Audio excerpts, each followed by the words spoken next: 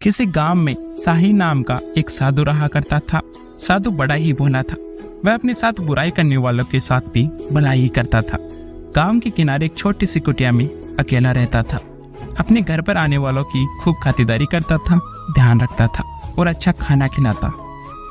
गर्मियों के दिन में खूब गर्मी बढ़ रही थी और लू चल रही थी। एक आदमी दोपहर में कहीं जा रहा था, लेकिन ज्यादा गर्मी होने के कारण वह साधु की कुटिया के बाहर ही बेहोश होकर गिर पड़ा। साधु ने देखा उसकी कुटिया के बाहर कोई बेहोश पड़ा है, तो उसे वह तुरंत अंदर ले गया और उसकी सेवा में लग गया। उसे पानी पिलाया, सिर पर गीला कपड़ा रखकर हाथ के पंखे से काफी देर तक हवा की। तब जाकर उसे होश आया। होश आने पर उस आदमी ने साईं राम से कहा, मैं बहुत भूखा हूँ, कृपया करके मुझे खाने को दे दे।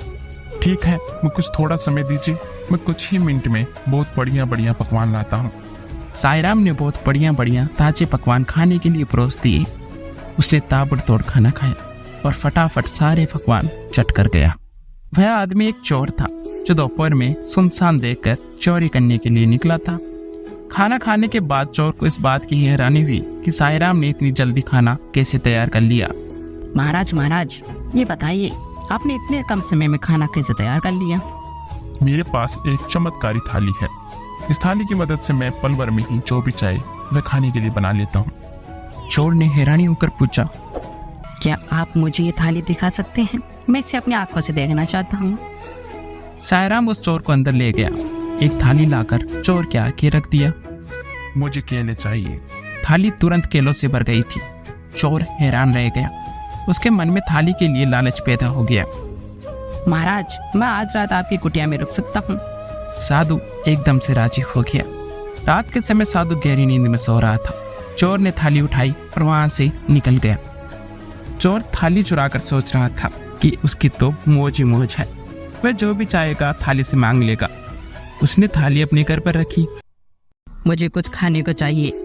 लेकिन थाली में कुछ नहीं आया। मुझे कुछ खाने को चाहिए। लेकिन थाली खाली थी।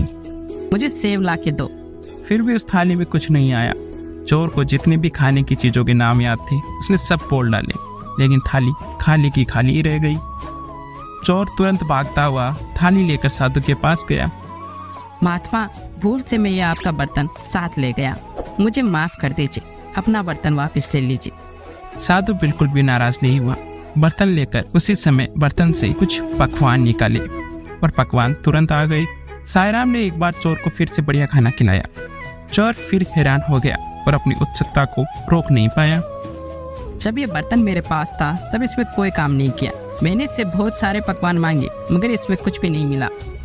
जब तक मैं जिंदा हूँ तब तक ये बर्तन किसी और के लिए काम नहीं कर सकता। मेरे मरने के बाद ही कोई इसका उपयोग कर पाएगा। बर्तन के चमत्कार का भेद पाकर चोर मन ही मन खुश हुआ। सोच रहा था, अब तो मैं इस महात्मा का खात्मा कर दूंगा और बर्तन ले जाऊंगा। अगले दिन चोर फिर साधु के घर आया और साधु के घर में खीर बनाकर लाया। महाराज, आपने मेरी इतनी सेवा की, मुझे बार बार स्वादिष्ट पकवान खिलाए, इसलिए मैं आपके लिए कुछ करना चाहता हूँ। मैं आपके लिए खीर लाया हूँ, कृपया आप इसे स्वीकार कर लीजिए। साधु ने बिना संकोच के चोर की दी हुई खीर खाई और उसे धन्यवाद कहा। हमारी खीर बहुत ही स्वादिष्ट है। लेकिन साधु को नहीं पता था चोर खीर में जहर मिलाकर लाया था। खीर खाकर चोर वापस अपने घर चला गया। रात होने पर वह साधु की कुटिया में आया। थाली को फिर से चुराने के लिए आया था वह। उसे पक्का यकीन था कि जहर से अब तक तो साधु का काम तमाम हो चुका था। चोर जैसे ही थाली की ओर आगे बढ़ा तो उसे एक चीज से ठोकर लगी। आवाज सुनकर साईं राम की आंखें खोली और उठकर चारपाई पर बैठ गया। कौन है भाई? चोर फिर से हैरान रह गया। महाराज, आप अभी तक जीवित हैं?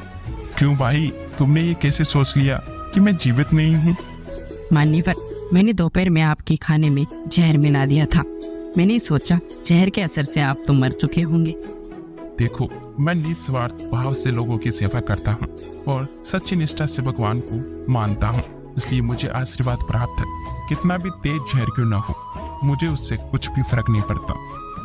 मैं आपको मारकर आपकी थाली का लाभ लेना चाहता था, लेकिन मेरी ये इच्छा पूरी नहीं हुई। धन्यवाद।